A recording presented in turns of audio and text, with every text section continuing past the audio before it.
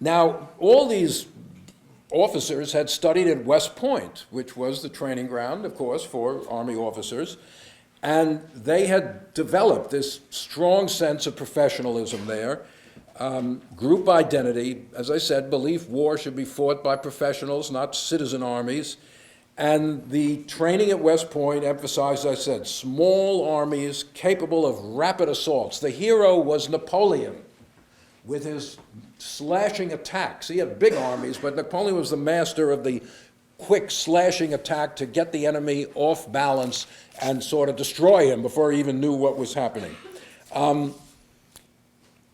The basic principles taught at West Point were those of a French, or a Swiss actually, writer called Baron Jomini, Jomini, Baron Henry Jomini, who influenced Civil War strategy in profound ways, although not for the better.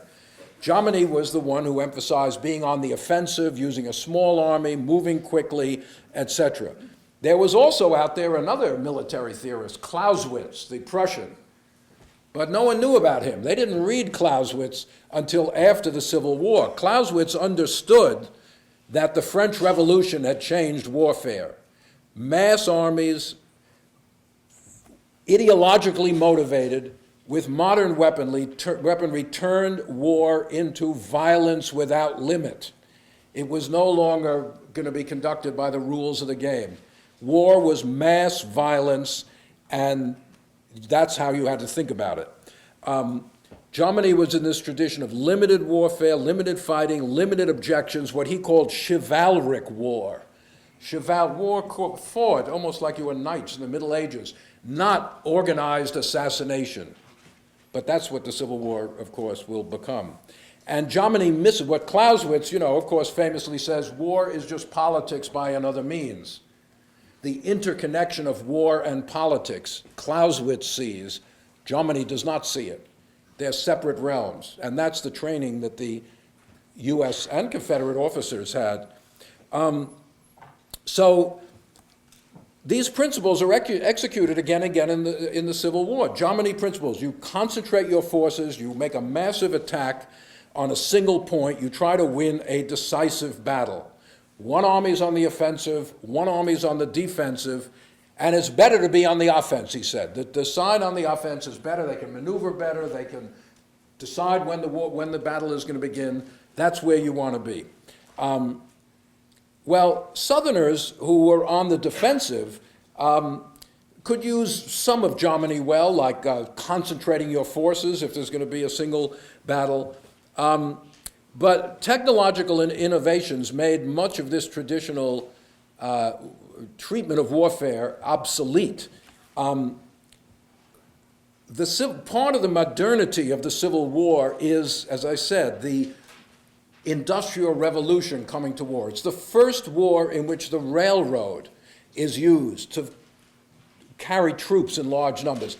Maybe it was done in the Crimean War a few years before this. Actually, the Crimea is in the news right now that I think about it, right? Today, some of them want to secession again from Ukraine and go back into Russia. But anyway, the Crimean War, but no one knew about the Crimean War. No one in the United States had any idea what had happened in the Crimean War. The railroad becomes a major factor, and railroad junctions become major targets. Chattanooga, Corinth, Atlanta, Petersburg. Why are they attacked? They're not big cities, but they're railroad junctions. If you can disrupt the railroad, you can interfere with the movement of troops of your enemy. The Civil War was the first war to use the telegraph to transmit information instantaneously. It was the first to use ironclad ships, right? The Monitor and the Merrimack, people have heard of them. The Merrimack was the Confederate ship. It first came out, started attacking the wooden-hulled Union, Navy vessels out off of Virginia, and they couldn't fight it. The Union then came forth with the Monitor, and they fought. But this was the beginning of armored warfare on the seas. Another modern thing, although not military in this sense, is it was the first war to be photographed. First war to be photographed. Photography at that time could not take action photos of battles. What you had was either this, which is set scene. As soon as the battle ended, the photographers rushed onto the field to photograph the dead. Rather morbid.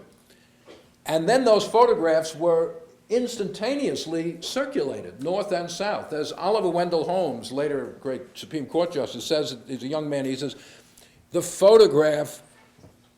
camera took the dead and dropped them on our doorstep.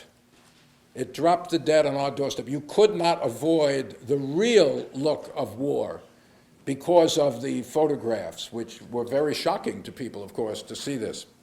But the main technological innovation, even above all of these, is a very simple one, which is the modern rifle and bullet, which completely negates all the principles of Jomini, which had been taught at West Point. Let's see here if we can find our rifle. No, here we go. All right.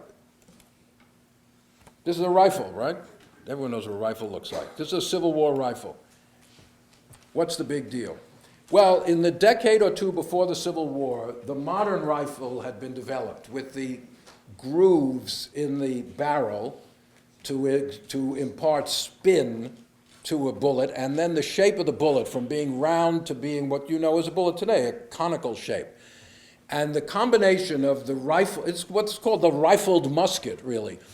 But those two things give this weapon a tremendously more deadly power than the previous weapon, which was the musket. In the American Revolution War, but they've used the musket. Musket was a totally inaccurate weapon. It frightened people because it made a lot of noise, a lot of smoke, but you were unlikely to hit anybody if you were more than 50 yards away from them. But the rifle is, along with the so-called mini bullet, which was developed by the French in the 1840s, gave these rifles tremendous range and velocity. And as I say, before the Civil War, the musket was very inaccurate. Today, in the war, these rifles were deadly at 250 yards. 250 yards, you could start picking people off on the other side. Because of the new rifle and bullet, the Civil War becomes a war of what they call rifle and trench. Instead of marching around in the field, armies entrench themselves behind barriers. By the end of the war, you're really looking at World War I, not the older wars of the 19th century, where you have mass armies behind fortifications of some kind or another. In that situation, you've got to be on the defensive. The defensive has all the advantage. No matter how many men you have in the North, you cannot overrun entrenched armies with modern rifles. Stonewall Jackson, the great Southern general, said, "My men sometimes fail to drive the enemy from his position, but to hold one, never. Never can you get dislodged from a position by an assaulting army if you're entrenched like that." So the bayonet charge, forget it. Cavalry charges, they had a lot of cavalry running around, but no, they would fight other cavalry, but in a pitched battle like this, they were kind of useless. The defense adapted much quicker than the offense to this, and you still have all through the war these assaults by armies which lead to horrendous casualties and don't really accomplish very much. But again, this gives a great advantage to the Confederacy. They're on the defensive. They've got these rifles. The North has to dislodge them. They don't have to go and invade the North, even though they do a couple of times. So the Civil War is the first war from which almost all the wounds were from bullets. One surgeon said, "I only saw 4 or 5 bayonet wounds in the whole war, apart from people falling on their bayonet after they got drunk at night. Self-inflicted accidents." But no, there's no, there are pictures there in the wilderness, there's some hand-to-hand combat, but no, the armies start further apart and they end battles further apart. And this is what makes armies mass killing machines. This is what results in the massive casualties of the Civil War. The 700,000 or so deaths, of which maybe 400,000 were Union and 300,000 Confederate. This is all estimates. There's no official count on this. And